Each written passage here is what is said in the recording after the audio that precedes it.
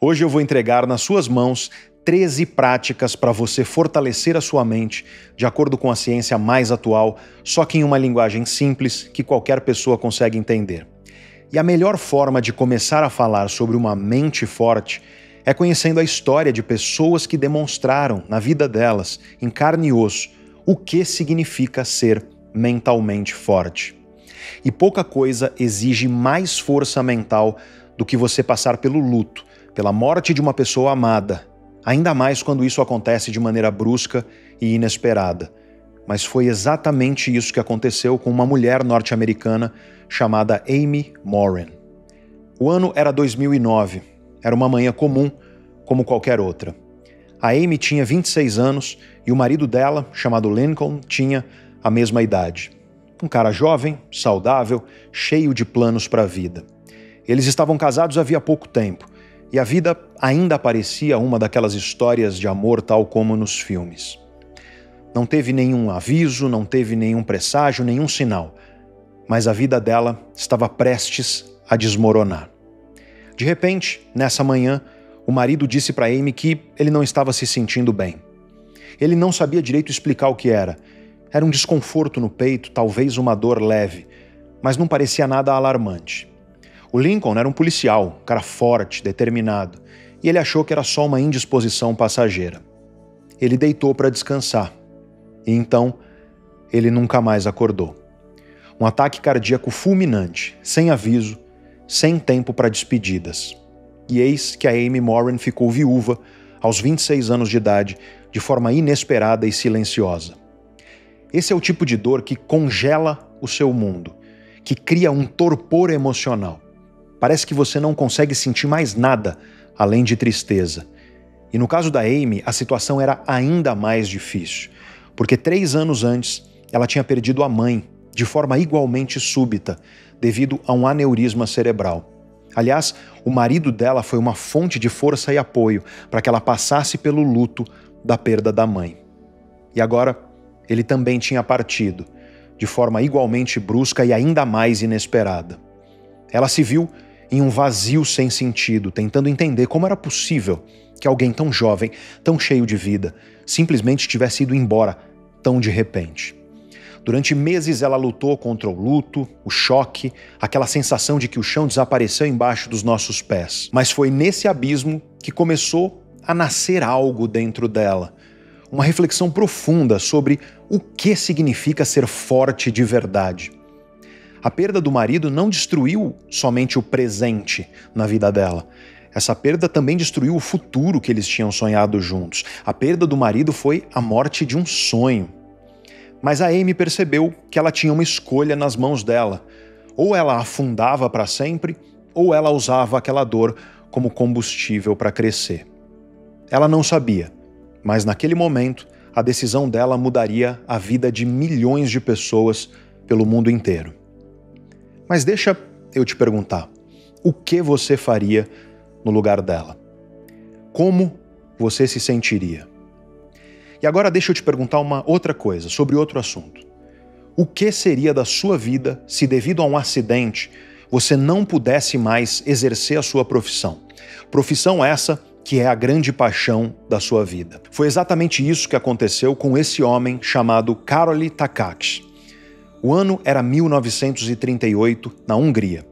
O Takács era membro do exército húngaro, um dos melhores atiradores do exército e, devido a isso, ele também era um atleta profissional praticante de tiro esportivo. Sujeito muito talentoso, disciplinado, ele era considerado o favorito para representar a Hungria nas Olimpíadas de 1940 e ele estava se preparando justamente para isso, para ganhar o ouro nas Olimpíadas como atirador. Tudo corria bem, até que um grave acidente mudou a vida dele para sempre. No auge do seu talento e da sua habilidade, durante um treinamento militar, uma granada explodiu na mão do Takács. Devido a essa explosão, a mão direita dele foi severamente machucada e ele acabou perdendo o uso dessa mão. Acontece que ele era destro, ou seja, era justamente essa a mão que ele usava para atirar. Para a maioria das pessoas, esse seria o fim da linha. Seria a hora de se aposentar. E além disso, as Olimpíadas de 1940 e 1944 foram canceladas. O motivo você deve imaginar: a Segunda Guerra Mundial se alastrou pela Europa e pelo restante do mundo. Tenta se imaginar em uma situação como essa, e nem precisa ser algo tão drástico como um acidente que mutila sua mão e muda sua vida completamente. Pode ser que alguém que você ama tenha terminado uma relação com você, uma relação que era fundamental para a sua vida. Pode ser que você tenha perdido um emprego onde você se sentia realizado ou um emprego do qual você dependia financeiramente. Um projeto profissional que deu errado, um sonho pessoal que não se concretizou, ou você ficou doente, entre tantas coisas que estão fora do nosso controle e que podem acontecer com qualquer pessoa. Ou, como no caso da Amy Morin, pode ser o luto pela perda de uma pessoa que você ama. A realidade é que a maioria de nós, em algum momento da vida, vai passar por uma situação que deixa você completamente perdido e sem chão. Como se tudo perdesse sentido, como se o mundo se tornasse vazio e sem propósito. Só que aqui nós temos uma encruzilhada muito interessante. Algumas pessoas conseguem superar ou conviver melhor com as adversidades da vida, enquanto outras pessoas, quando levam porrada e são derrubadas pela vida, simplesmente não conseguem se reerguer. Você já deve ter ouvido falar da expressão renascer das cinzas. Essa expressão se refere a uma ave da mitologia egípcia que você também deve conhecer, chamada fênix. Essa ave, sempre que sentia que iria morrer, fazia um ninho composto por ervas aromáticas. E o objetivo da fênix era que esse ninho pegasse fogo com os raios de sol, com ela dentro. Ou seja, o objetivo dela era atear fogo em si mesma, dentro do próprio ninho. E era justamente quando a fênix pegava fogo e só sobravam as cinzas dela e do ninho, que ela renascia das próprias cinzas. Renovada, fortalecida, ela voava rumo ao templo de Ra, o deus Sol da mitologia egípcia. Muita gente não conhece esse aspecto da história da fênix. Ela criava um ninho e pegava fogo dentro desse ninho. O ninho é o símbolo do berço, do nascer, do novo. E este vídeo aqui é justamente sobre isso. A capacidade que você tem de renascer, de se manter e se tornar mais forte, de se refazer diante dos desafios, das dores, das decepções e tragédias que muitas vezes a vida nos traz. Eu vou responder aqui uma das principais perguntas das ciências que estudam a mente humana. Por que algumas pessoas têm uma capacidade incrível de superar as pancadas da vida e até mesmo de se tornarem pessoas mais fortes, melhores depois disso, enquanto outras não? Como sempre, eu dividi a linha do tempo do vídeo aí embaixo em capítulos para facilitar a sua navegação. E uma coisa eu te garanto: ao final deste vídeo você vai ter nas suas mãos um caminho prático para você fortalecer a sua mente e assumir o controle da sua vida.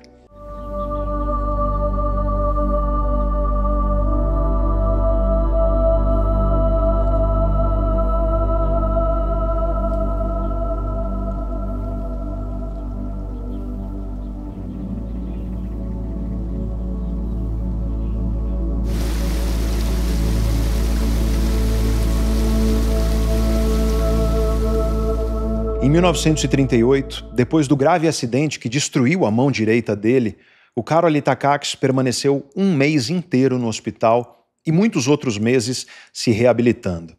Todo mundo acreditava que ele havia se aposentado, que aquele teria sido o fim da carreira dele. Mas esse cara era diferenciado. Sem dizer nada para ninguém, ele começou a treinar secretamente com a mão esquerda. Durante um ano inteiro, ele praticou em silêncio, longe dos holofotes, sem ninguém ver, determinado a não desistir do sonho olímpico dele. E em 1939, apenas um ano depois do acidente que ele sofreu, ele apareceu em uma competição nacional lá na Hungria. Isso foi uma grande surpresa para todo mundo, porque nem os colegas de equipe dele sabiam que ele estava treinando, muito menos que ele tinha trocado de mão. Mas ele não só apareceu nessa competição, ele ganhou. Eis que veio a Segunda Guerra Mundial e, devido a ela, não houve Olimpíadas em 1940 nem em 1944. Mas em 1948, nas primeiras Olimpíadas depois da Segunda Guerra Mundial, lá estava ele. E ele não apenas competiu, ele ganhou a medalha de ouro, vencendo atletas com plenas capacidades físicas. 4 anos depois, Nos Jogos Olímpicos de Helsinki, em 1952, ele fez história mais uma vez. Ele conquistou sua segunda medalha de ouro na mesma modalidade, aos 38 anos de idade. Karol Itakakis é lembrado até hoje como um grande símbolo de perseverança, disciplina, força mental. Ele é lembrado como um exemplo prático, um exemplo real e visceral do que a ciência chama de antifragilidade. Um conceito que eu vou te explicar ainda aqui neste vídeo. Fundamental, aliás, para você construir uma mente cada vez mais forte. A boa notícia é que praticamente qualquer pessoa pode melhorar a sua resiliência e desenvolver força mental e antifragilidade. Você vai ver que às vezes uma força mental que parece extraordinária é em grande parte resultado de um conjunto de atitudes que você vai aprender aqui junto comigo. Mas vamos começar pelo básico. O que é força mental? Em primeiro lugar, eu preciso esclarecer uma confusão que muita gente faz. Força mental não é sinônimo de saúde mental. Muita gente acredita, de forma enganosa, que transtornos mentais como a depressão, a ansiedade, entre outros, são uma espécie de fraqueza, entre aspas. Você não tem ideia de quantas vezes eu já ouvi pessoas falarem que depressão é coisa de gente fraca ou alguma frase parecida. E quem sofre com depressão ou outros transtornos mentais está cansado de ouvir coisas como você precisa ser forte e coisa do tipo. Quem faz esse tipo de afirmação só demonstra completa ignorância sobre o funcionamento do cérebro humano. A depressão, por exemplo, está associada a uma série de disfunções em diversos circuitos cerebrais, e não só no cérebro. A depressão afeta o corpo inteiro. Nós sabemos, por exemplo, que os intestinos de pessoas com depressão são diferentes dos intestinos de pessoas saudáveis. E o mesmo vale para outros transtornos mentais, transtorno de ansiedade, bipolaridade, etc. Esses transtornos envolvem disfunções em diferentes sistemas biológicos do corpo. A luta de uma pessoa que vive com um transtorno mental já é suficientemente difícil. É muito triste quando o preconceito e a ignorância alimentam a falta de empatia e tornam essa luta mais difícil ainda. E aqui vem um ponto muito importante. Se você acha que uma pessoa com depressão ou outros transtornos mentais é fraca, isso significa que o fraco provavelmente é você. Vamos pegar aqui o exemplo da depressão. Imagina uma mãe de família, um pai de família que precisa trabalhar para prover para os seus filhos. Essa pessoa, com depressão, não tem energia, não tem disposição nem para levantar da cama e tomar banho. Ela não tem forças nem para fazer o mais básico da vida. Mas ela está lutando contra isso todos os dias. Todos os dias que ela levanta da cama é um esforço absurdo. Todos os dias que ela realiza uma tarefa que para você parece bobeira, como tomar banho, lavar louça, trabalhar. Todos os dias que essa pessoa faz isso é um esforço indescritível. Pessoas que estão sofrendo com transtornos mentais são, muitas vezes, pessoas com grande força mental. É o contrário de fraqueza. A questão é que o transtorno debilita a pessoa e nós não enxergamos o esforço e, portanto, a força que essa pessoa está demonstrando ali. Nós não enxergamos a luta diária dela.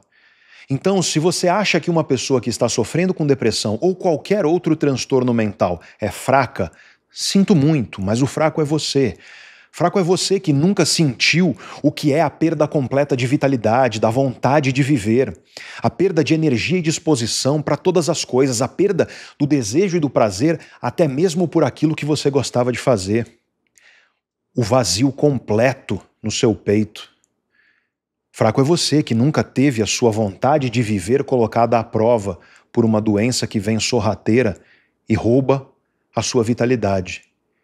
E eu te garanto que, se você sentisse na pele o que vive uma pessoa com depressão, ansiedade, bipolaridade ou outros transtornos mentais, eu te garanto que você seria mais humilde e teria mais empatia. Então, se você nunca viveu isso, você não tem nem experiência nem competência para afirmar que alguém é fraco por estar vivendo um transtorno mental. E o primeiro ponto que eu quero deixar claro, então, é que força mental não é sinônimo de saúde mental. Pessoas que estão com problemas de saúde mental não são fracas. Muitas vezes elas são bem mais fortes mentalmente do que alguém que nunca passou por isso. Dito isso, neste vídeo eu vou focar em pessoas que a maioria de vocês reconhece e concorda que são mentalmente fortes. Um bom exemplo disso é o Karol Itakacs, cuja história você conheceu no começo do vídeo. Nas ciências que estudam a mente e o cérebro humano, existe um termo para se referir à capacidade humana de se adaptar e de superar adversidades. O nome é resiliência, ou resiliência mental, ou resiliência psicológica. Ao contrário do que muita gente pensa, resiliência não é aceitar as dores e os problemas da vida de forma inabalável, como se eles não te atingissem, como se você fosse invencível. Resiliência, na verdade, na perspectiva das neurociências e da psicologia cognitiva, significa você ter flexibilidade emocional e comportamental para você se adaptar a uma nova realidade que está desafiando a sua vida.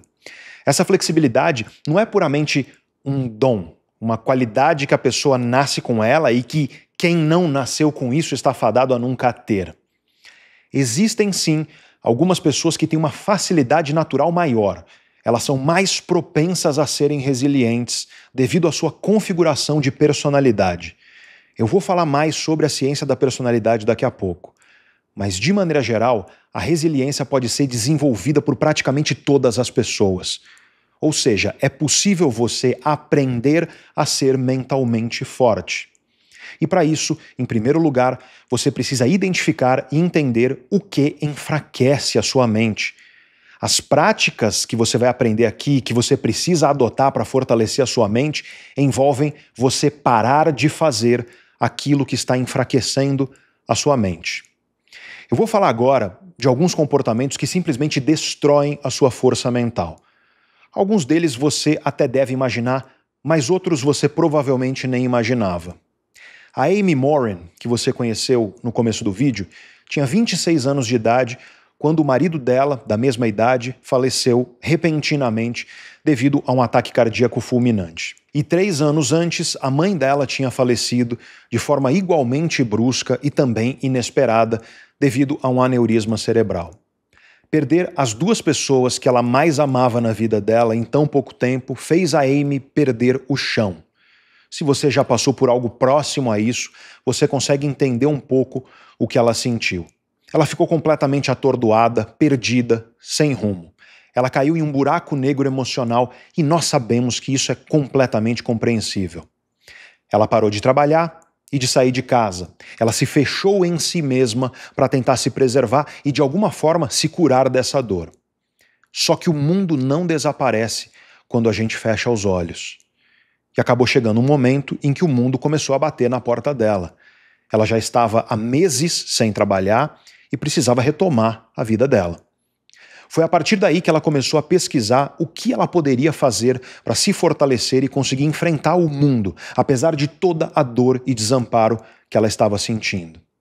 Além disso, a Amy, que era psicoterapeuta, também queria ajudar os pacientes dela a enfrentar as dificuldades da vida com mais força, com mais resiliência. Ela reuniu estudos da psicologia, das neurociências, além da própria experiência dela como psicoterapeuta, e escreveu um livro muito bom. O nome desse livro é O que as pessoas mentalmente fortes não fazem. Um livro que já ajudou a vida de milhões de pessoas no mundo inteiro, que serviu de inspiração para este vídeo aqui e que eu recomendo a todos vocês que leiam. Ela descreve alguns hábitos e padrões de pensamento e de comportamento e emocionais que enfraquecem a nossa mente. Esses fatores são muito conhecidos por quem estuda o cérebro, mas a maioria das pessoas não se dá conta deles. E antes de te falar de cada um desses hábitos, desses fatores que enfraquecem a sua mente, eu quero te dizer um elemento comum entre a maioria deles. A maioria dos fatores, a maioria dos hábitos que enfraquecem a sua mente tem relação direta ou indireta com uma postura e uma mentalidade vitimista. Falando do jeito científico, é uma tendência ao vitimismo interpessoal. Veja bem, a Amy foi vítima de uma situação injusta, difícil e inesperada, fora do controle dela. O Karol Itakacs também foi vítima de uma situação semelhante. Ninguém aqui está dizendo que vítimas não existem. É claro que elas existem. Existem pessoas que são vitimadas por circunstâncias difíceis ou pela maldade de pessoas de mau caráter que existem por aí, nós temos que admitir. Mas isso não significa que você deva adotar uma postura vitimista. A pessoa com uma tendência ao vitimismo interpessoal costuma se colocar em posição de vítima em todas as circunstâncias da vida. Tudo na vida dela é definido a partir disso. Ou seja, ela olha para si mesma como vítima e ela exige ser reconhecida como vítima pelas outras pessoas. Um dos maiores estudiosos desse tema nos dias atuais é o psicólogo e professor Scott Barry Kaufman. Os estudos dele e de outros pesquisadores sugerem que pessoas vitimistas tendem a dividir o mundo de maneira maniqueísta. De um lado, nós temos os opressores, os malvados, os errados. E do outro estão elas. E pessoas parecidas com elas, claro. As vítimas, oprimidas, vulneráveis e indefesas. A pessoa vitimista também apresenta um padrão psicológico que é constante. Ela fica ruminando, a ruminação emocional sobre o que ela passou. Ou seja, ela fica ruminando, mastigando pensamentos ruins a respeito do que ela sofreu ou do que ela acredita que sofreu, e isso alimenta emoções negativas dentro dela. E como essa pessoa divide o mundo meio que em preto e branco, bonzinhos e malvados, ela costuma se tornar amarga, ressentida e agressiva. Ela tende a descontar essas emoções negativas nas outras pessoas, porque ela acredita que essas pessoas não compreendem ou não demonstram empatia perante a situação de vítima vivida por ela. E como eu disse, de fato, muitas vezes essas pessoas são vitimadas, elas passaram por situações extremamente difíceis e injustas. Mas o mais curioso é que os estudos científicos sobre vitimismo demonstram que mesmo pessoas que nunca passaram por situações realmente injustas e difíceis, mesmo pessoas assim podem adotar uma postura vitimista. O grande problema é que essa postura vitimista, de constantemente se enxergar como vítima e exigir que o status de vítima seja reconhecido por todo mundo, o grande problema é que essa postura prejudica muito a vida da pessoa vitimista. Não é uma postura saudável. Em primeiro lugar, porque paralisa essa pessoa em um lugar negativo, passivo, onde ela tem pouco ou nenhum controle sobre a própria vida. Em segundo lugar, porque prejudica as relações que ela tem com as outras pessoas e com o mundo. Então, por exemplo, pessoas com uma postura vitimista costumam entrar em conflito com outras pessoas, seja na vida pessoal ou no trabalho, tudo devido a esse vitimismo. Eu conheço o trabalho do professor Scott Barry Kaufman há muitos anos. Aliás, eu já falei de um dos livros dele aqui no canal em um vídeo chamado Como Mudar a Sua Vida em um Ano, que você pode assistir tocando aqui. E a boa notícia é que tem um livro novo dele chegando em breve, justamente falando sobre como superar a mentalidade vitimista. O nome do livro é Rise Above, e o subtítulo, traduzido para o português, é justamente Supere a mentalidade vitimista, empodere a si mesmo e realize o seu potencial. Enfim, se tem uma coisa que pessoas mentalmente fortes não fazem, é adotar uma postura vitimista. E nessas horas, eu sempre lembro da história do grande Geraldo Rufino, que nasceu na extrema pobreza brasileira, foi catador de lata, cresceu, abriu empresas, mas quebrou várias dessas empresas até que ele finalmente conseguiu o sucesso profissional e o reconhecimento financeiro. Apesar de ter vivido uma situação muito injusta e difícil, que é ter nascido na extrema pobreza do Brasil, ele é um otimista incorrigível, sempre com um sorriso no rosto, sempre buscando ajudar as outras pessoas e continuar aprendendo. E ele mesmo diz que ele é irritantemente feliz. Ele foi vítima de uma situação injusta e difícil? É claro que sim, mas ele se recusou a adotar uma postura vitimista. E nada disso significa que nós não temos que lutar contra as injustiças. Claro que nós temos que, como sociedade, lutar contra as injustiças, proteger as pessoas para que elas não sejam vitimadas. A questão aqui é que, ao mesmo tempo em que devemos fazer isso, nós não podemos alimentar essa mentalidade vitimista porque nós temos farta evidência científica de que ela é extremamente prejudicial para todas as pessoas envolvidas, especialmente para a pessoa que adota esse tipo de postura. E agora vamos falar das coisas que pessoas mentalmente fortes não fazem, das práticas que você deve adotar na sua vida para você se tornar uma pessoa mentalmente forte. Número 1. Pessoas mentalmente fortes não sentem pena de si mesmas. Elas não desperdiçam energia se vitimizando. Elas assumem protagonismo, responsabilidade sobre as suas próprias atitudes. Elas focam em soluções e em crescimento, em vez de viver ruminando problemas e dificuldades. Número 2. Pessoas mentalmente fortes não entregam o poder sobre suas vidas nas mãos de outras pessoas. Elas não deixam que outras pessoas controlem suas emoções. Elas evitam culpar os outros por seus sentimentos ou circunstâncias. Elas mantêm autonomia emocional. No jargão científico, elas possuem um locus de controle interno. Pessoas que não são mentalmente fortes tendem a ter um locus de controle externo. Elas sentem que a vida delas é controlada por forças externas e que elas não podem fazer nada a respeito. Isso faz com que elas adotem uma postura, um comportamento passivo e resignado. Pessoas mentalmente fortes não fazem isso. Número 3. Pessoas mentalmente fortes não fogem de mudanças. Elas encaram a mudança como uma oportunidade, porque elas sabem que a adaptação é essencial para todo tipo de crescimento. Elas evitam permanecer na chamada zona de conforto por causa de medo ou qualquer outro sentimento. E aqui eu preciso lembrar de uma coisa que eu já falei em outros vídeos. Sempre que eu falo de zona de conforto, aparece alguém para dizer assim: Pedro, não tem conforto nenhum nessa zona que eu estou vivendo. Está muito ruim aqui. E é por isso que eu prefiro falar de zona de acomodação em vez de zona de conforto. Porque a questão aqui não é conforto. A questão é a seguinte, presta atenção. É mais desconfortável sair daí, de onde você está, do que ficar aí? Se a resposta for sim, então você está em uma zona de acomodação. Você está acomodado em uma situação que, apesar de desconfortável, é menos desconfortável do que você lutar para sair daí.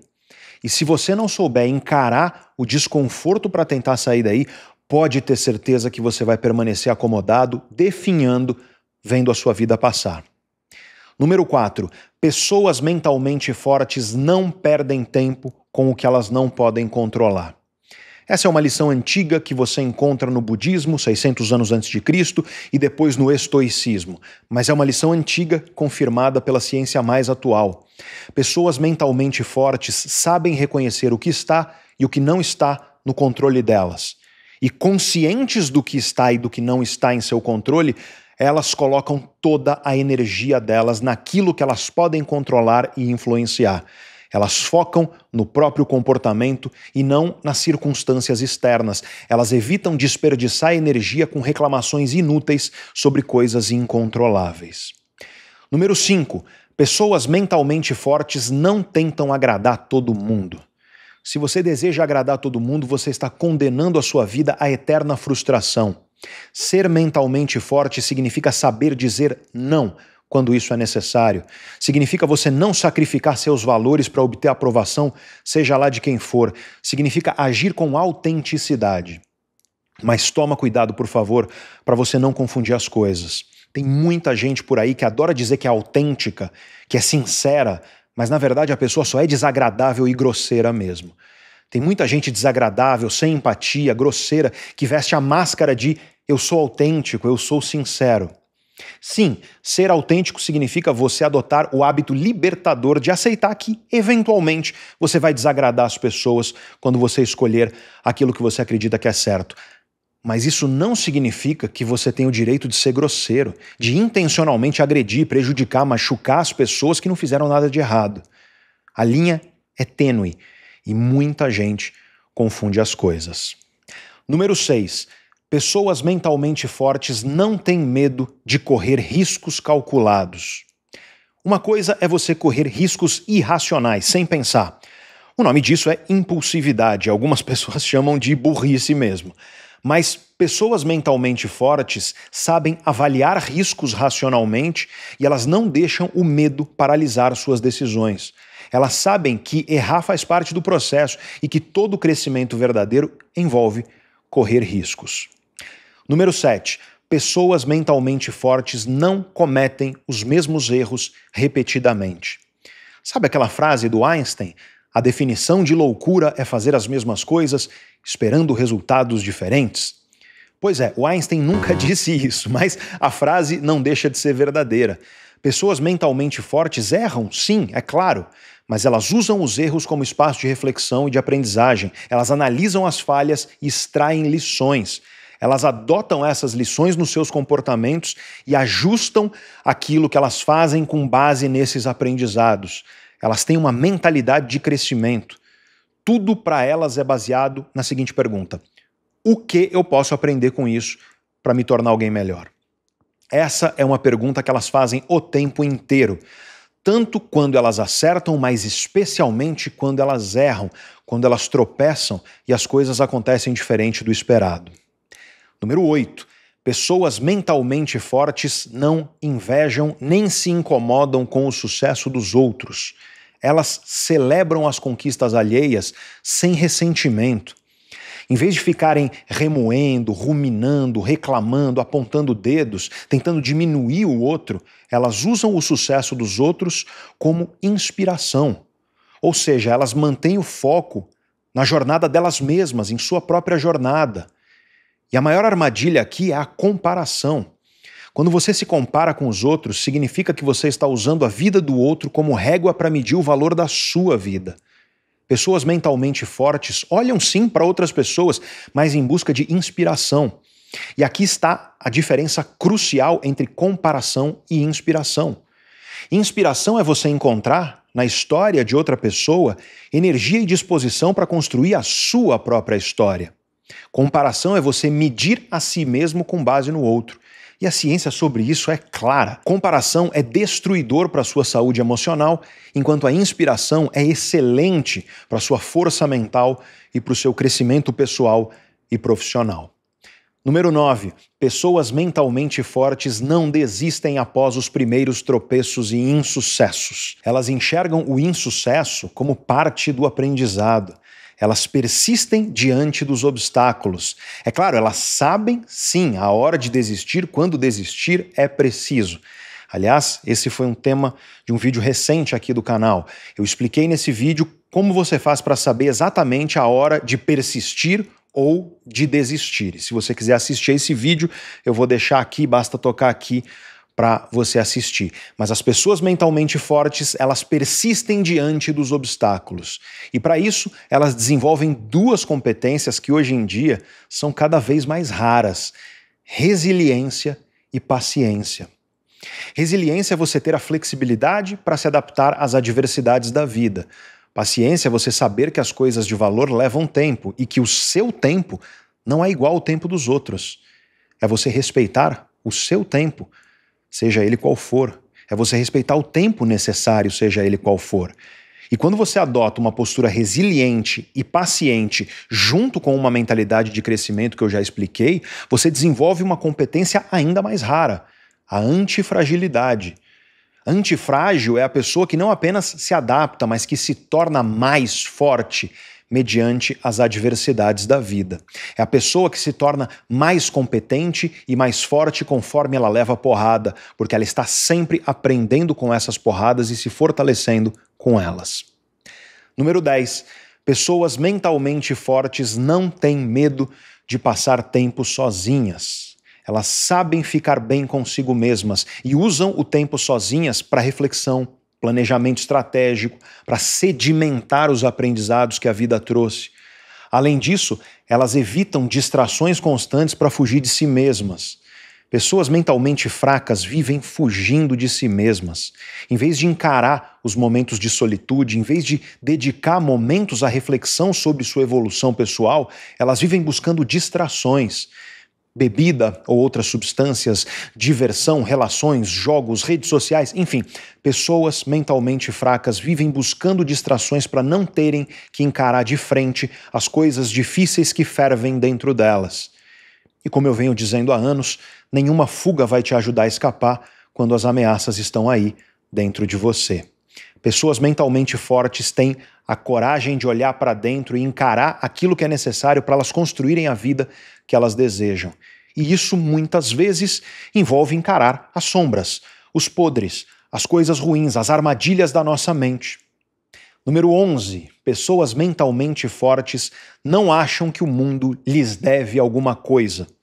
Isso é algo que a minha mãe me dizia e que a ciência hoje corrobora. O mundo não te deve nada e adotar essa postura é incrível para que você tenha liberdade e uma mente forte. Não espera que as coisas aconteçam por merecimento. Tira da sua cabeça essa ideia de eu mereço ou eu não mereço. Eu tenho certeza de que aconteceram coisas na sua vida que você não merecia viver. Eu tenho certeza de que não aconteceram coisas na sua vida que você merecia ter vivido. A questão é que o mundo não é justo.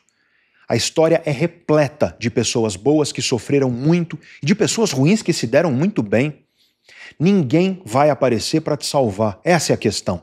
Ninguém vai viver por você. Ninguém vai trabalhar por você, lutar por você, amar por você. Claro que você pode pedir ajuda. Claro que você não precisa trilhar sua vida sozinho.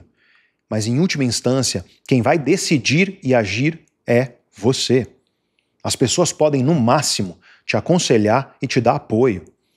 Pessoas mentalmente fortes lutam por aquilo que elas querem conquistar e não acreditam que o mundo lhes deve alguma coisa. Elas agem com senso de responsabilidade, com protagonismo sobre a própria vida e elas são realistas. Elas sabem que nem sempre aquilo que é merecido é o que acontece de fato, e isso não significa que elas devem parar de lutar. Número 12. Pessoas mentalmente fortes não esperam resultados imediatos. Elas sabem que progresso leva tempo. Elas são pacientes, elas têm disciplina. Disciplina é o que você faz nos seus dias ruins. Quando você acorda e tem um dia ruim, quando as coisas não saem como esperado, quando você está se sentindo sem energia, sem vontade, quando a procrastinação aparece, ou seja, nos dias ruins, o que é que você faz? A pessoa indisciplinada nos dias ruins é governada pelas próprias emoções. Ela faz o que as emoções dela mandam e ela não faz o que ela planejou racionalmente fazer. E aí, claro, nessas horas as suas emoções te mandam para procrastinação e por aí vai. Disciplina significa, nos dias ruins, você fazer aquilo que você planejou e não o que as suas emoções estavam mandando você fazer. Pessoas mentalmente fortes conseguem ser consistentes, elas conseguem constância na vida justamente devido a isso. Número 13. Pessoas mentalmente fortes não vivem no passado. Elas aprendem com os próprios erros e seguem em frente. Elas não se apegam a arrependimentos. Elas focam no presente e no futuro que elas querem construir com os aprendizados trazidos pelo passado, é claro. Elas mantêm o foco no longo prazo. E depois de te falar tudo isso, eu lembro daquela frase do grande Khalil Gibran. Deus disse, ame o seu inimigo. Eu obedeci e amei a mim mesmo. Se você exercitar essas 13 práticas na sua vida, se você trouxer isso para a sua vida, pode ter certeza que você vai notar, a cada dia que passa, a sua mente se tornando mais forte. Daqui a pouco eu vou te dar 6 dicas práticas de como você faz para implementar os 13 exercícios na prática na sua vida. Mas o impressionante é que a maioria das pessoas segue pela vida sem saber de tudo isso que eu disse aqui. Para a maioria das pessoas, falta conhecimento, falta ferramentas para lidar com tudo isso. Infelizmente, autoconhecimento não faz parte do currículo da imensa maioria das escolas.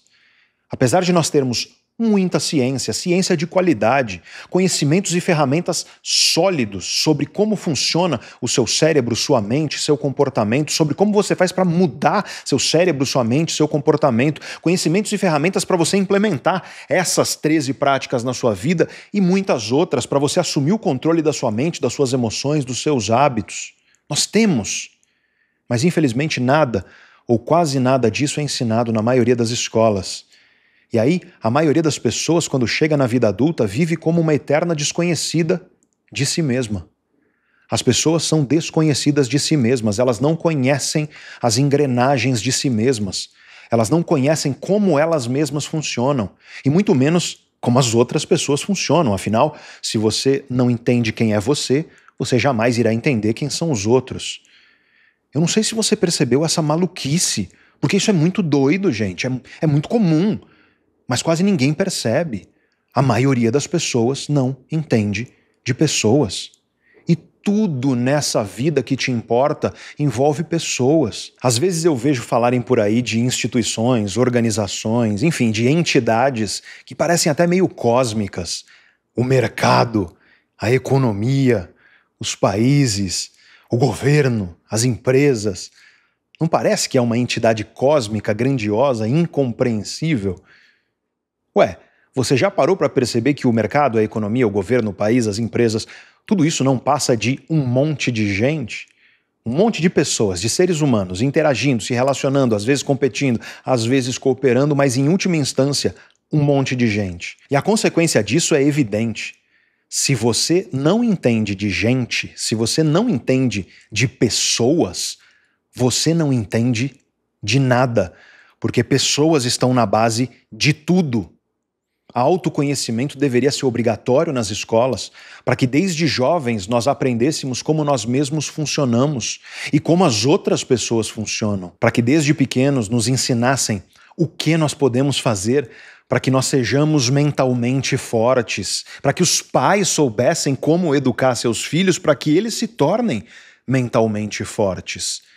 Mas as escolas nos escolarizam para fazer prova, não para nós sermos seres humanos independentes, mais donos de nós mesmos. E aí, cabe a nós, na medida do que está no nosso controle, buscar esse autoconhecimento por nossa própria conta e risco. Só que aqui entra um agravante dos dias de hoje, que torna tudo isso mais complicado. Porque nós vivemos uma era onde tem muita informação por aí. E por conta de tanta informação, é muito difícil achar conhecimento de verdade, conhecimento sólido. Vão te oferecer por aí fórmulas mágicas para você entender você mesmo e transformar a sua vida. E essas fórmulas mágicas são gostosas de ouvir, elas são fáceis de repetir e elas não funcionam. Elas não funcionam. E aí as pessoas saem por aí repetindo falácias, repetindo mentiras sobre o comportamento humano, sobre o cérebro humano, sobre as emoções humanas. Por exemplo, dizem que para você mudar a sua vida você precisa de força de vontade e motivação. Segundo a ciência que estuda a mudança de comportamento, isso não é verdade. Dizem que você muda ou adota um novo hábito em 21 dias. Mentira, segundo a ciência. Dizem que pessoas criativas ou emocionais usam mais o lado direito do cérebro e que pessoas lógicas e mais racionais usam mais o lado esquerdo. Dizem que o cérebro não sabe diferenciar o que é real do que é imaginado, que o cérebro não entende o significado da palavra não, que o segredo do sucesso é você acordar às 5 horas da manhã. Isso tudo é mentira, tudo falácia, sem base científica nenhuma. Pede a fonte, o estudo científico de onde isso veio, a próxima vez que alguém te falar isso. E aí, de mentirinha em mentirinha, as pessoas continuam desconhecidas de si mesmas. Tem muita gente que chega para mim e fala: Pedro, eu estou tentando mudar minha vida, eu estou agindo para tentar resolver esse problema, mas tudo que eu faço dá errado. Eu tentei 21 dias, eu tentei acordar às 5 horas da manhã, mas eu não consigo mudar um hábito, por exemplo. Eu sei que isso é verdade. É mentira que as pessoas não querem mudar as suas vidas. A maioria das pessoas quer sim mudar, mas não consegue, não sabe por onde começar, ou quando começa não consegue manter constância.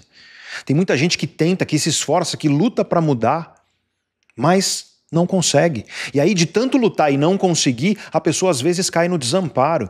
Ela fala: eu já tentei tanto, não dá certo, eu não tenho jeito mesmo, não vale a pena tentar mais, não vale a pena tentar de novo.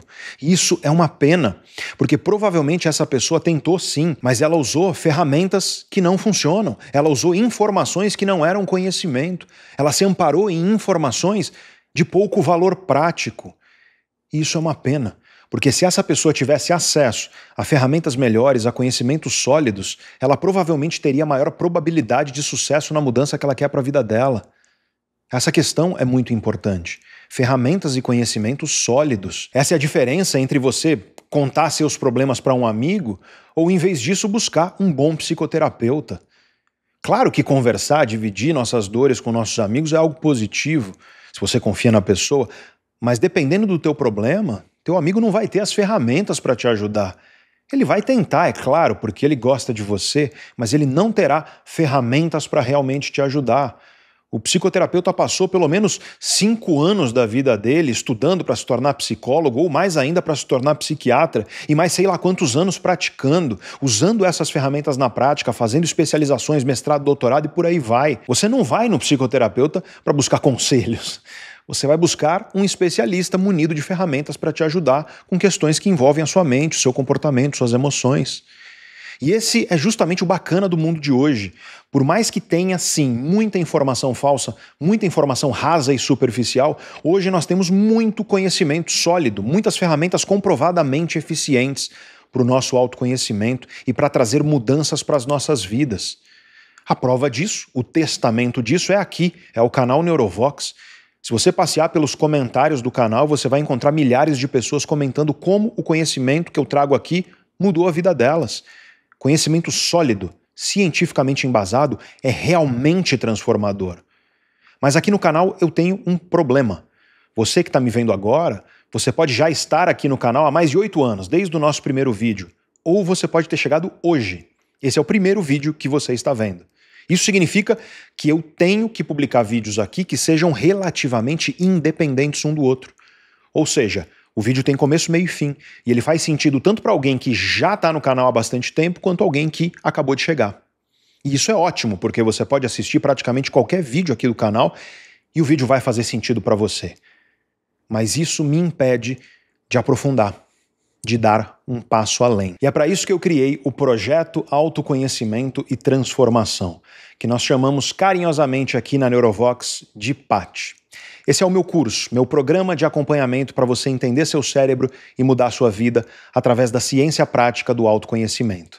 Fica tranquilo que eu não quero te vender nada aqui, até porque nós não temos vagas disponíveis no momento em que eu estou gravando este vídeo, mas eu quero te apresentar o PAT, caso você tenha interesse em tentar conseguir uma vaga quando nós abrirmos inscrições.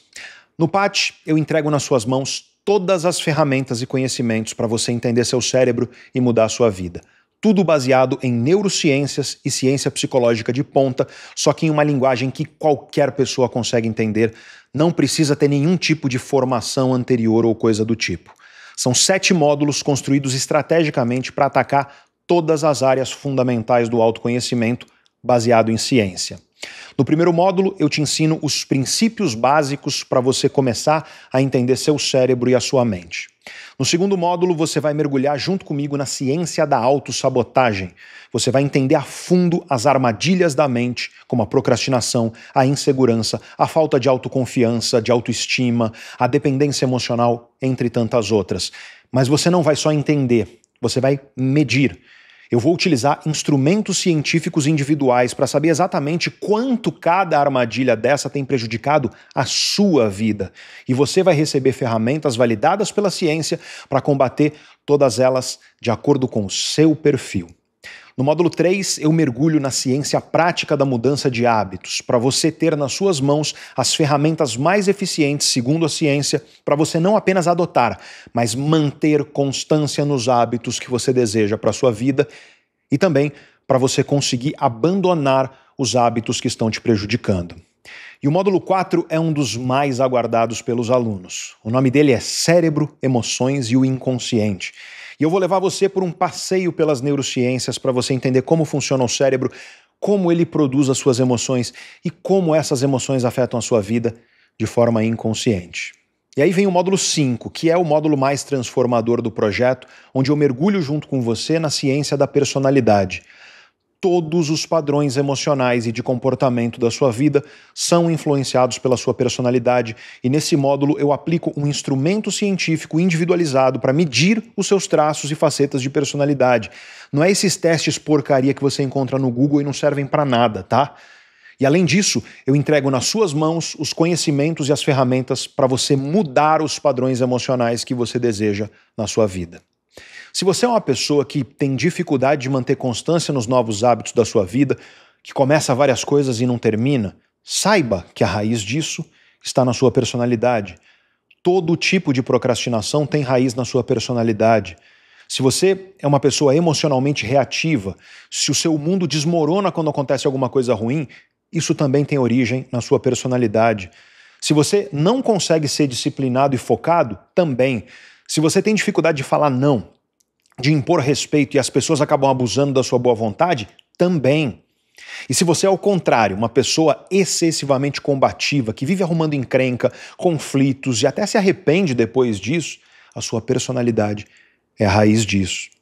Se você precisa ficar quieto, sozinho, isolado para recarregar suas baterias, sua energia, ou se você é o contrário, você precisa de agito, de estímulo, de pessoas ao seu redor para se sentir bem, isso também tem origem na sua personalidade. Enfim, esses e muitos outros padrões da sua vida são explicados pela sua personalidade e o módulo 5 do PAT é inteiramente dedicado a isso. Aliás, devido à personalidade, algumas pessoas são naturalmente mais mentalmente fortes, enquanto outras são menos. E a boa notícia é que você pode mudar isso. E é isso que nós vamos fazer juntos nesse módulo. E aí, no módulo 6, nós vamos mergulhar na ciência da tomada de decisão e planejamento, para você aprender a planejar e a decidir de forma correta, construindo a vida que você deseja. E nós terminamos no módulo 7, entendendo o que a ciência pode nos ensinar sobre a inteligência emocional para que a gente viva uma vida feliz, com propósito e bem-estar. Eu te garanto, simplesmente não existe nada parecido com o PAT e você não precisa acreditar em mim. Olha o depoimento do nosso aluno Fernando. O PAT foi uma jornada intensa.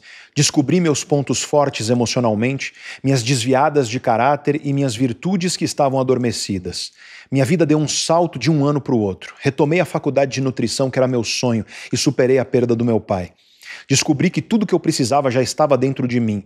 O que faltavam eram técnicas e treino para quebrar os padrões de autossabotagem criados por mim. Agora, olha o depoimento da minha aluna Madalena. Eu encontrei tudo o que eu vinha buscando há anos. Até então, nada trazia resultado. Isso me frustrava. Com o Pedro foi transformador. Eu conheço melhor a mim mesma, desenvolvi uma relação muito melhor com a minha filha e até parei de sofrer com as relações do trabalho que me afetavam muito. Me sinto mais feliz e pronta para um futuro mais equilibrado. E só para terminar, olha o depoimento do nosso aluno Lennon. O PAT foi transformador. Sabe aquela sensação de estar na hora certa no lugar certo? Algumas aulas eu assisti 3 ou 4 vezes, tamanha a importância. Eu ri, chorei, fiz pausas profundas para refletir, me senti convidado a visitar áreas completamente desconhecidas de mim mesmo. Foi uma grande viagem para dentro. A vida nunca mais foi a mesma. Foram inúmeros os aspectos da minha existência que melhoraram. A única forma de agradecer à equipe Neurovox e o professor foi presenteando as pessoas mais importantes para mim com o PAT. E foi o melhor presente que eu poderia ter dado a elas e a mim mesmo. Esse é o bacana do conhecimento científico sério. Os resultados dos meus alunos falam por eles mesmos. Como eu disse, nós não temos vagas disponíveis no momento, mas se você tem interesse em entrar para a lista de espera do programa de autoconhecimento e mudança de vida mais completo do mundo, e não é exagero, eu te digo com tranquilidade que não existe nada sequer parecido com o PAT. Eu vou deixar um link aí embaixo na descrição do vídeo e também o mesmo link fixado no topo dos comentários. É o primeiro comentário de todos aí embaixo. Toca nesse link, segue as instruções para você entrar para a lista de espera. Quando a gente tiver alguma vaga disponível, nós entramos em contato com você. Mas eu não sei quando nós teremos vaga, então tenha paciência porque pode demorar um pouco. Agora vamos voltar para o tema do nosso vídeo. Como nós vimos, o 13º fator que enfraquece a sua mente é se apegar excessivamente ao passado. Sabe aquele padrão de pensamento, de ficar fazendo uma situação voltar na sua mente, como se você ficasse recomeçando uma série ou um filme do Netflix, você fica voltando para o começo o tempo inteiro? Pode ser uma situação que aconteceu, ou algo que você fez, ou algo que você disse, enfim, você fica revivendo isso na sua mente. Você fica tentando analisar o fato de todos os ângulos possíveis, julgando como as pessoas agiram, como você mesmo agiu, você fica mastigando essas ideias, pensando, se eu tivesse feito diferente, se eu deveria ter falado uma coisa diferente. Isso, é claro, te desperta várias emoções e sentimentos negativos aí dentro, como raiva, mágoa, tristeza. E isso tem um nome. Na psicologia, esse comportamento é chamado de ruminação, e ele costuma estar muito presente em transtornos como ansiedade e depressão. A ruminação é um fator que enfraquece a sua mente, porque coloca a sua energia em fatos que ficaram no passado e você não pode controlar de forma alguma. E aí vem um problema adicional. Ruminação te esgota. É cansativo, você sai da ruminação cansado, esgotado, e portanto você não tem energia para agir e mudar a sua situação. A pessoa que é mentalmente forte não vive no passado. É claro que eu não estou dizendo que você deve simplesmente esquecer o passado, isso não existe. Lembrar dos seus próprios erros, aliás, é importante para você aprender, para você ter noção das suas próprias responsabilidades. Ou seja, é importante para que você saiba o que você pode e deve fazer para melhorar e para mudar a sua vida. E como eu disse, essa é uma lição budista no Oriente e estoica no Ocidente, confirmada pela ciência mais atual. Você deve exercitar seu foco naquilo que você é capaz de controlar, no que de fato você pode mudar e melhorar. E uma forma simples de você fazer isso é com um exercício prático. Pega uma folha de papel e escreve as coisas que estão acontecendo na sua vida. E embaixo você escreve o que você pode controlar dessa situação, o que você pode agir para mudar essa situação e o que está fora do seu controle. Parece bobo, mas muita gente não tem essa clareza. Com esse exercício você vai materializar ali no papel aquilo que pode ser feito. Se você não conseguir preencher sozinho, não tem problema. Peça ajuda a alguém que você confia para te ajudar nesse exercício. Esse é um aspecto curioso. Quando nós vamos desabafar com alguém, para pensar nisso. Tem gente que quer desabafar porque quer simplesmente reclamar e xingar e colocar para fora. E tudo bem. Mas o melhor desabafo é aquele que busca uma solução. Você quer só ficar reclamando ou você quer encontrar uma solução? Se você deseja uma solução, esse simples exercício, sozinho ou com alguém que você confia, vai te ajudar a executar na prática os fatores 2 e 4 que eu falei anteriormente. Eu sei que tem gente agora aí que está pensando algo mais ou menos assim. Ai, mas eu não posso, eu não consigo melhorar nada. E é isso que me angustia e me deixa triste. E esse é um outro fator que enfraquece a sua mente, a sensação de impotência. Essa sensação pode ser resultado da sua falta de autoconfiança e de autoestima. E nós temos um vídeo inteiro sobre isso aqui no canal que você pode assistir tocando aqui agora. Mas enfim, essa sensação de impotência muitas vezes é resultado de crenças distorcidas e irracionais que estão aí dentro da sua mente, moldando a sua forma de ver o mundo. Te enfraquecendo, aliás, impedindo você de progredir. Essas crenças distorcidas são conhecidas na ciência como vieses cognitivos. Eu já gravei um outro vídeo aqui no canal sobre alguns outros desses vieses, dessas armadilhas da mente, e esse você pode assistir tocando aqui agora. Os vieses cognitivos também são chamados de atalhos mentais, porque eles são como atalhos de pensamento que o seu cérebro toma para poder interpretar o mundo de maneira rápida e fácil. Pensa no seguinte: o seu cérebro recebe muita informação o tempo inteiro e ele precisa processar tudo isso com eficiência, gastando o mínimo de energia possível. É por isso que ele adora esses atalhos. Eles são caminhos que o seu cérebro toma para construir uma interpretação de mundo da forma mais rápida e fácil possível. Acontece que, frequentemente, esses vieses prejudicam a sua vida. E o grande problema é que, na maioria das vezes, você nem percebe isso. Os vieses cognitivos são inconscientes e se apresentam na vida de todo mundo. Às vezes, eles podem evoluir para caminhos de pensamentos excessivamente distorcidos e irracionais, que são as chamadas distorções cognitivas. Essas distorções enfraquecem sua mente porque elas se misturam com as suas emoções negativas, como medo, raiva, angústia, etc. E essa mistura intensa dentro de você acaba interferindo na sua visão de mundo e, consequentemente, em como você define e em como você busca seus objetivos, em como você vive seus relacionamentos e muitos outros aspectos da sua vida. E um tipo de distorção cognitiva muito comum é a magnificação e a minimização. Um viés de pensamento que te leva a supervalorizar defeitos, erros, problemas, críticas. Ou seja, você exacerba tudo aquilo que é negativo e aí você, ao mesmo tempo, ignora ou minimiza os aspectos positivos de uma situação. Por exemplo, você se compromete a se alimentar melhor, está acima do peso, está na hora. O objetivo é você perder alguns quilos e ser mais saudável. Você inicia esse projeto e tem uma primeira semana disciplinada. Mas aí, no fim de um dia estressante de trabalho, caiu na tentação e aí você se entupiu de doce. Quem nunca passou por isso? E aí, esse ato impulsivo de atacar os doces, ele gera um pensamento dentro de você. O pensamento de que todo o seu esforço foi inútil por causa desse seu único erro. Esse pensamento puxa outro.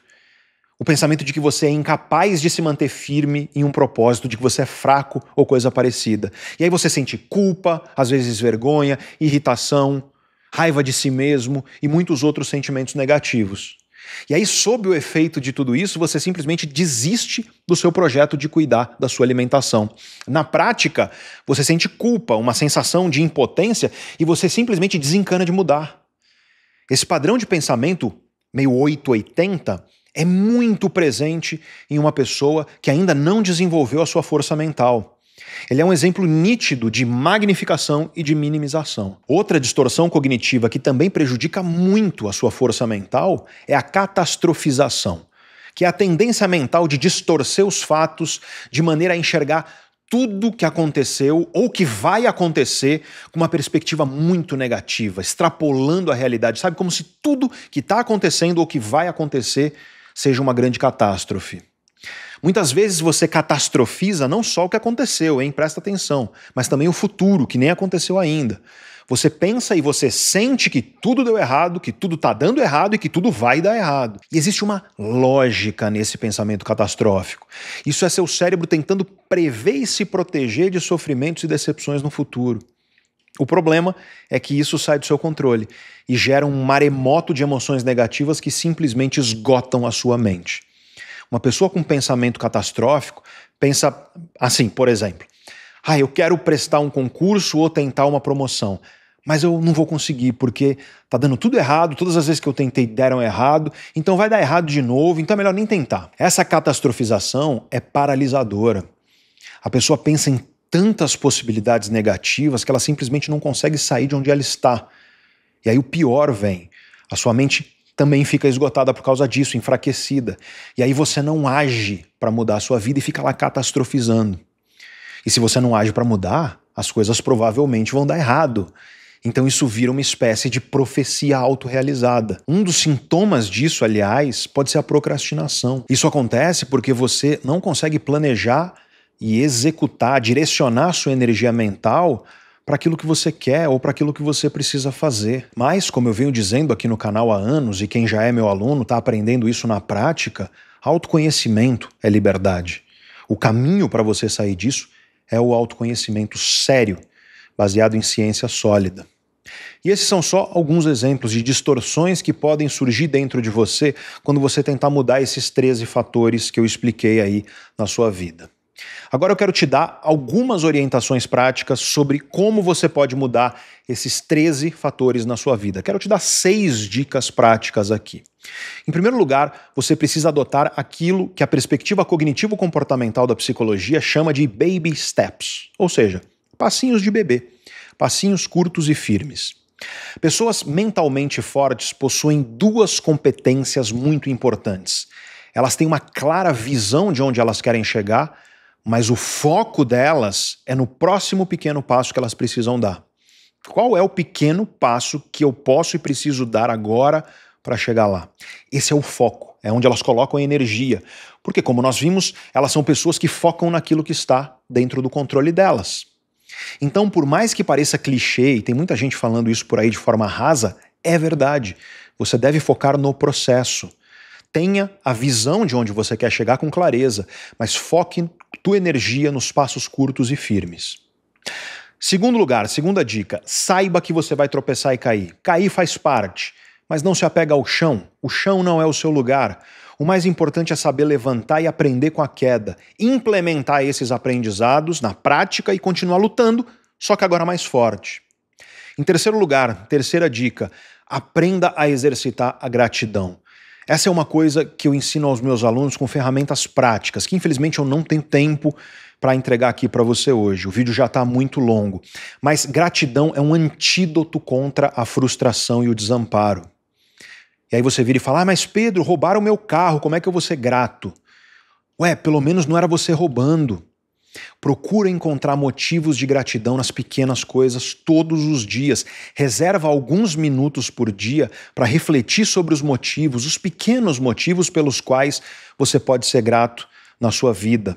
A literatura científica sobre o poder dos exercícios de gratidão é farta. Gratidão é uma ferramenta muito poderosa, mas ela precisa ser ativa. Você tem que escolher todos os dias, reservar alguns momentos para exercitar a gratidão, tal como você exercita um músculo. Em quarto lugar, quarta dica, se você não estiver dando conta sozinho, não tenha medo de pedir ajuda. Psicoterapia, com um bom psicoterapeuta, é claro, é uma ferramenta incrível para fortalecer a sua mente.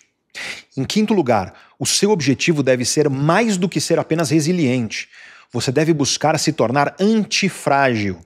Como nós vimos, a antifragilidade significa você não apenas se adaptar, mas se tornar cada vez mais forte conforme você enfrenta os obstáculos da vida. Nós temos um vídeo inteiro muito bom aqui no canal sobre antifragilidade e para você assistir, basta tocar aqui agora. E em sexto e último lugar, se você quer se aprofundar em tudo isso com o meu acompanhamento, se você quer saber as ferramentas que eu utilizo com meus alunos, toca no link que está aí embaixo, tanto na descrição do vídeo quanto no topo dos comentários, é o primeiro comentário de todos. Seja qual for o caminho que você escolher, tenha carinho consigo mesmo. Lembre-se do primeiro fator que eu te ensinei. Pessoas mentalmente fortes não sentem pena de si mesmas, elas sentem compaixão por si mesmas. No fim das contas, construir força mental é uma jornada e cada um de nós está em algum ponto diferente dessa jornada. Respeita o teu ponto, respeita o teu momento e tenha carinho com você mesmo. E foque em pequenos passos para você atacar as 13 práticas que eu trouxe para você aqui nesse vídeo. Em um vídeo como esse, longo desse jeito, entre 70% e 80% das pessoas que começaram a assistir não chegaram até aqui. E para isso nós temos um ritual aqui no canal Neurovox, para você que chegou até o final, você que é velho de casa já sabe. Então, para estimular os preguiçosos, comenta aí, cheguei até o final e foi incrível. Ou então comenta, o final é a melhor parte do vídeo. Parece bobo, mas se vocês comentarem isso, os preguiçosos vão ler seu comentário e as estatísticas do YouTube demonstram que isso aumenta significativamente o número de pessoas que chegam até o final do vídeo. E se você quer se aprofundar na ciência do autoconhecimento de perto junto comigo, toca no link que está aí embaixo na descrição do vídeo e também no topo dos comentários. Se você gostou desse vídeo, eu te peço, se você puder e se você quiser, se o vídeo foi valioso para você, eu peço para você se inscrever aqui no canal. E se você já for inscrito, aperta o botão do sininho para você ativar as notificações, o botão do sininho que fica ao lado da inscrição. E aí você vai ser notificado quando nós publicarmos vídeos novos. E já que você vai se inscrever, aperta o joinha também para você curtir o vídeo, se você puder, se você quiser e se o vídeo realmente foi proveitoso para a sua vida, é claro. Isso ajuda muito que esses conteúdos e conhecimentos cheguem a mais pessoas.